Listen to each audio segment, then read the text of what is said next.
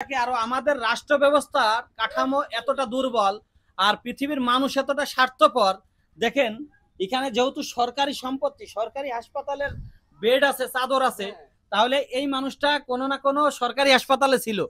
এই মানুষটাকে ট্রিটমেন্ট না দিয়ে কেমন করে রাস্তার পাশে ফেলে রেখে গেল। এইখানে দেখাও দুইটা পায়ে তার ভাঙা। আসলে মানবতা আজ কোথায়, মানুষ কোথায় জানি না। চেহারাটা একটু ভালো করে নাও উনার।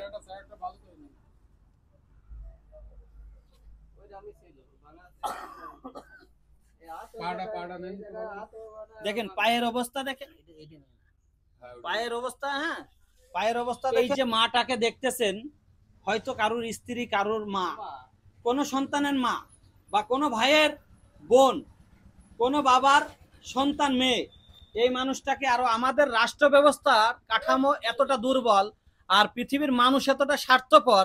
দেখেন এখানে যেহেতু সরকারি সম্পত্তি, সরকারি হাসপাতালের বেড আছে, চাদর আছে, তাহলে এই মানুষটা কোনো না কোনো সরকারি হাসপাতালে ছিল।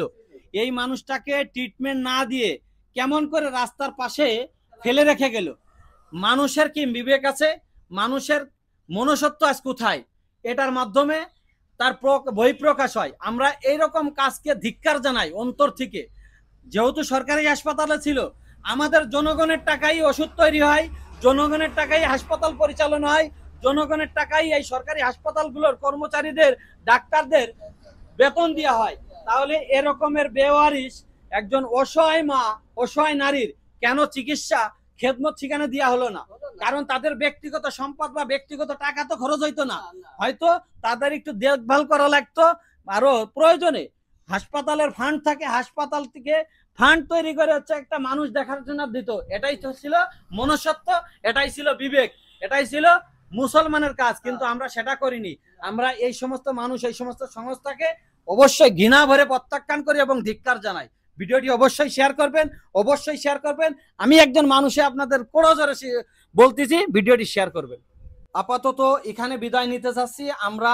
বর্তমান ইনার অবস্থান আছে, আবারও বলতেছি, যশোর জেলার সদর থানার আপনার নঙ্গরপুর, অর্থাৎ ইসালি 3 নম্বর ইসালি ইউনিয়ন, 3 নম্বর ইসালি ইউনিয়ন, নঙ্গরপুর এটা দরগা নঙ্গরপুর দরগা, যে হাইওয়ের পাশে যে দরগা।